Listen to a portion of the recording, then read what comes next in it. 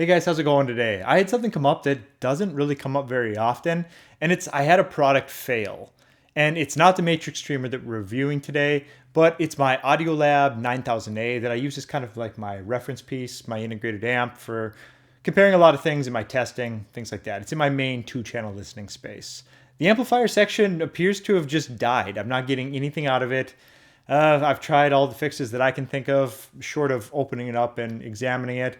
But before doing that, I wanted to reach out to Audiolab support and see what they had to say. So I sent off the details. It's been around 24 hours and I haven't heard anything back yet, but we'll see where that one lands. This is a good test to see how some of these companies respond to support requests, things like that. I have a feeling I'm going to be sending it back to the UK to get fixed, which is kind of a pain. But thankfully, I also have a 6000A, which is kind of like the little brother that came before it. It's a good integrated amp, just not up to the same level as the 9000A, so I'm really looking to get that one back. I just wanted to bring that up today. We often talk about all the new products, things like that, but what about after you've had the product and something happens, or something goes wrong?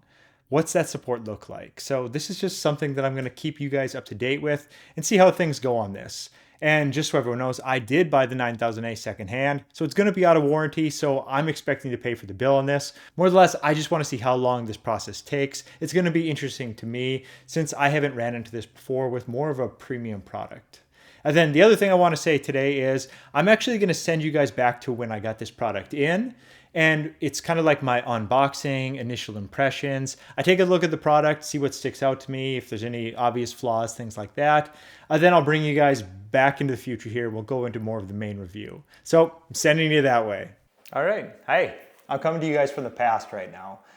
What I did was I brought this product into the shop right away before I've done any reviewing on it, before I've really done any research even. So it's out here in the shop before I bring it into my system to start doing the actual testing on it and deep diving into some of the features and the software and things like that. But what I want to do today is essentially just open this one up and take a look at it, see what sticks out, positives, negatives, take a look at the exterior. Maybe something's going to stick out in the connections or in the build quality, and we can go further in that in the actual review process. But right now, I thought it'd be just kind of fun to see what you're going to see if you were to buy this product and open it up for yourself. So let's open it up and take a look. Okay, let's spin it around to give you guys a better look at this Matrix Mini i4. Opening it up. And if you see anything out of the ordinary here, this does come from APOS, and they send these review units out to reviewers like myself. We review them, and then we send them back. So the packaging may not be perfect here. Just wanted to warn you that. Let's see, just some documentation. Must be room ready. We got that on here. And then just a guide, we'll use that if we need to. Opening it up, a little bit of protection on it. Let's get this out of the way. Okay, it's got some weight to it. Oh, okay. Well, we got a screen here. It's kind of hard to tell how big the screen's gonna be just looking at that, but that's interesting. And at the top, I have a feeling this is gonna light up here when we use that, and that'll be kind of neat. Power button right here. What else? Oh, the sides are cool. We got this kind of nice design on it.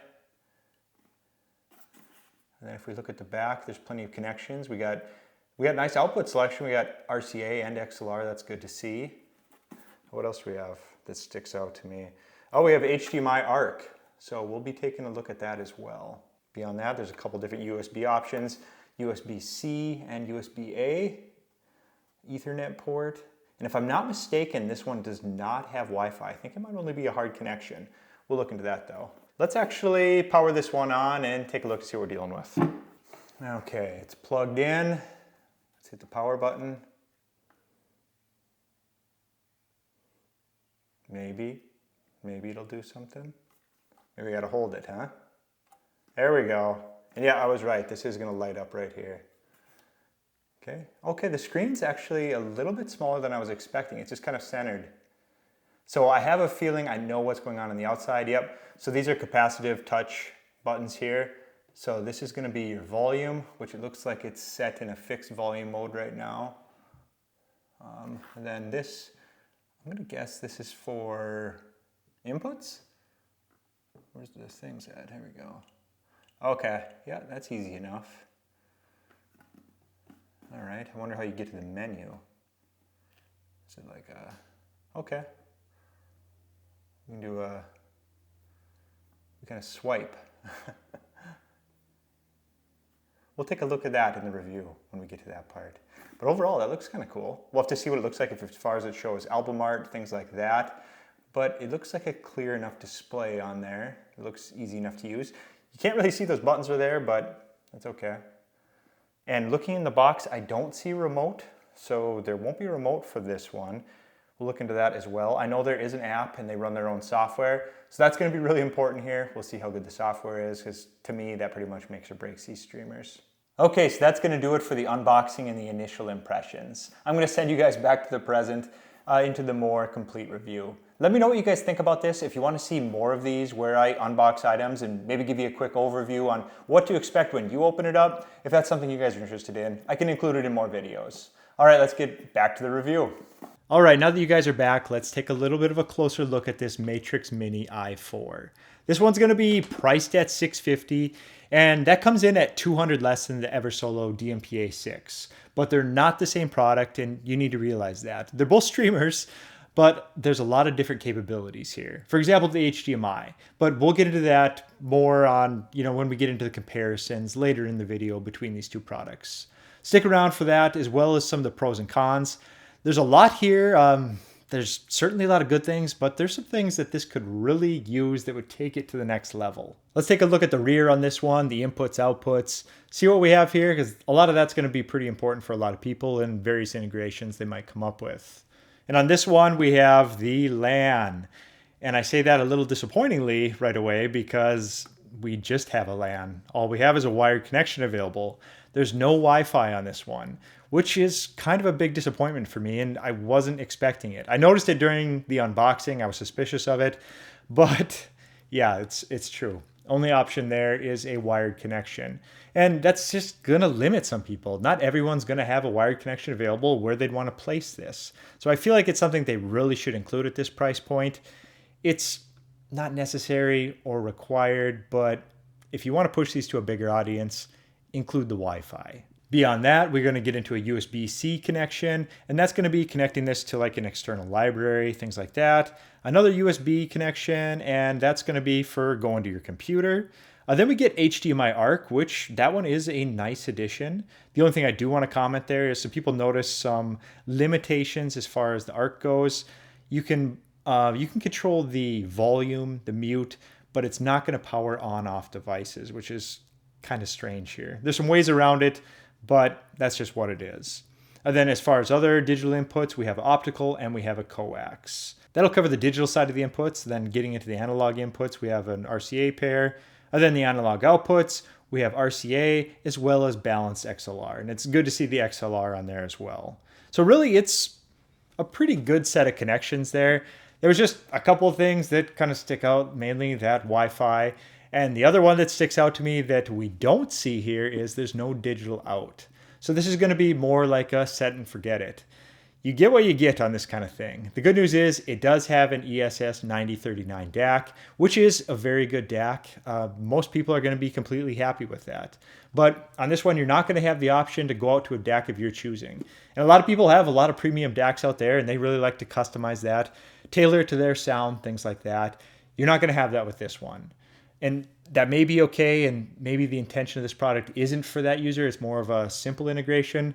But if it was a simple integration, they probably should have included the Wi-Fi. Basically, how I'm going to leave the no digital out part is, if you don't know what a DAC is, or you don't know what this ESS 9039 DAC chip is, anything like that, then probably none of this is important to you. And that DAC is going to be everything and more that you could ever want from this. It's going to be a really clean sound, nothing to worry about. It's just the users who like to customize, and a lot of them want to use this as a transport only, and then just have that DAC of their choosing. And that's why I want to bring this up is, it's not end of the day kind of thing. It just might be for a small group of people. And for them, they're going to probably look elsewhere. Taking a closer look at the exterior on this one, it's a nice looking exterior. It has a aluminum top on it. The sides are plastic, but it has this really nice wavy look to it. It's kind of cool. It's a really solid feeling case.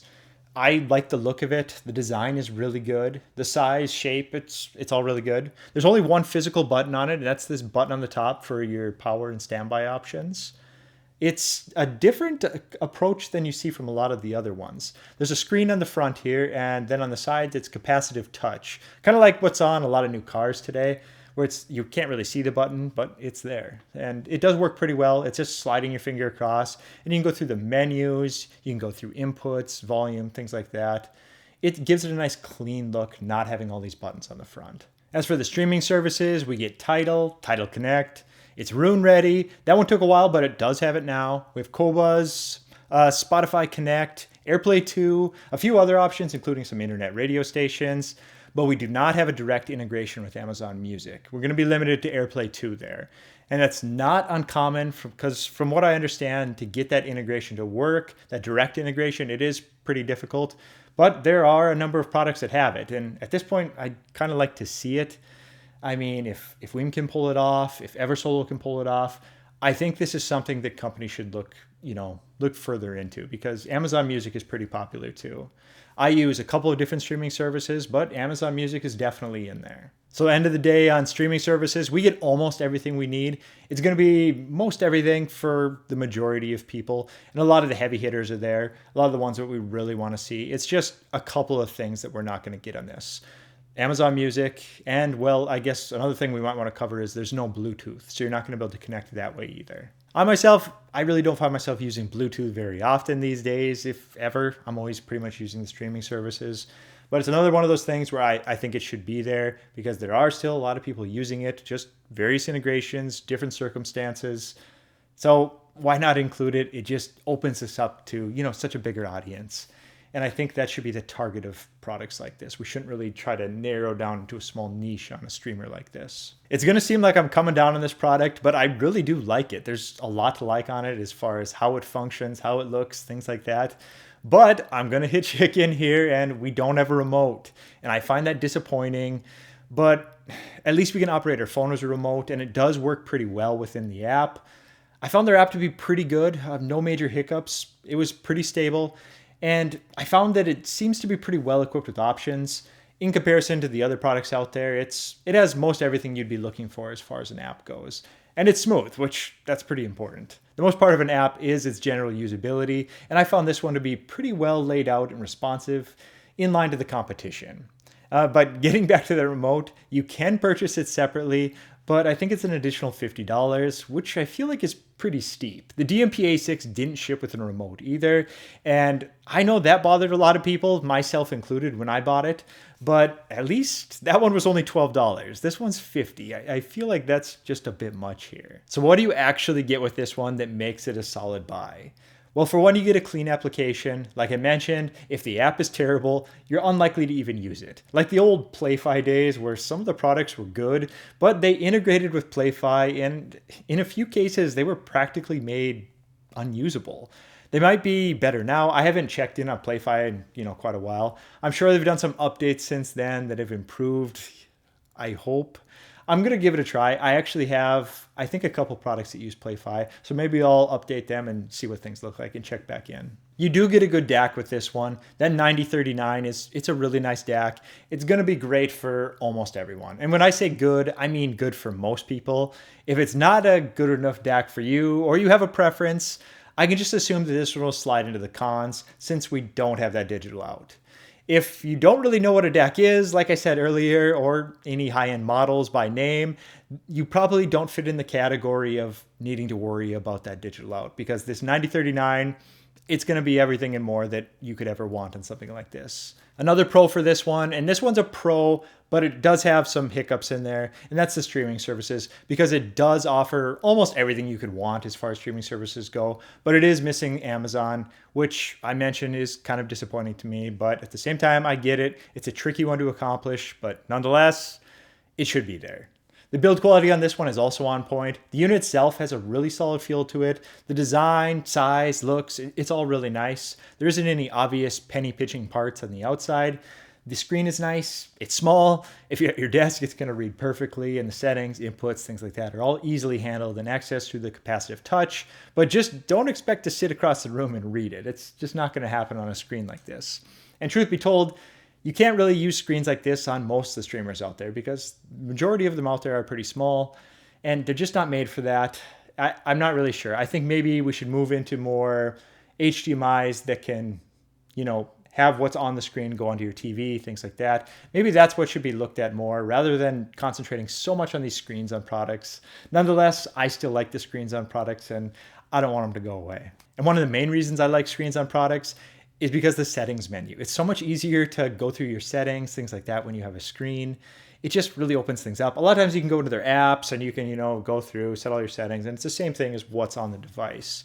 But a lot of times it's just simple, go through the screen, make your changes, good to go. Also, a lot of products are including new things like VU meters, all kinds of stuff like that, which is kind of fun too. And album art, you can't deny it. That's always something that's nice to see on there. As for the connections, that falls into limbo between pros and cons.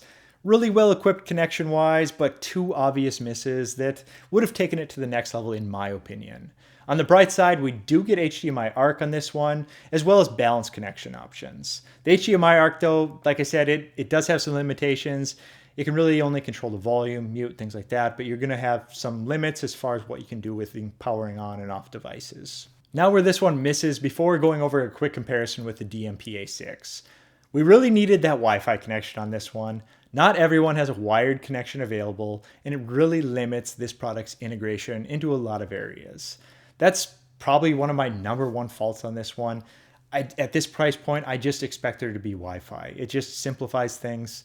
It works, and I don't have to look for cables, things like that. I'm lucky enough that I do have the option to, I can hardwire in like that. I can just actually move one of my Eero devices over here, and I have hard lines available. But a lot of people may not have that option, so include Wi-Fi. And I know they have it on their Pro model, but that's a significant jump up in price. This one, where this price point is, it should still have Wi-Fi too. No remote hurts as well. Yes, there's an app, but I don't always want to have to use my phone.